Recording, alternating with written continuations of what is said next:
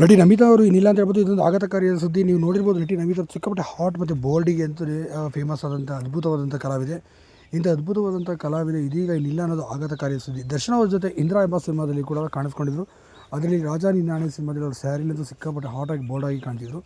ಇತ್ತೀಚಿನ ದಿನಗಳಲ್ಲಿ ದೇಹ ದಪ್ಪ ಆದ ನಂತರ ಅವ್ರು ಯಾವ ಸಿನಿಮಾದಲ್ಲೂ ಕೂಡ ಅವರು ಕಾಣಿಸ್ಕೊಳ್ತಿರ್ಲಿಲ್ಲ. ಇದನ್ನೆಲ್ಲ ನೀವು ನೋಡೇ ಇರ್ತೀರ.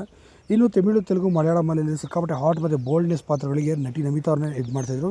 ಸದ್ಯ ಬರೋಬ್ಬರಿ 8 ವರ್ಷಗಳಿಂದ ಕೂಡ ಚಿತ್ರರಂಗ ಸಂಪೂರ್ಣವಾಗಿ ದೂರ ಹೊಡೆದ್ರು. ಮದುವೆ ಆದ ನಂತರ 2 ಮಕ್ಕಳ ತಾಯಿ ಕೂಡ ಆಗಿದ್ದಾರೆ.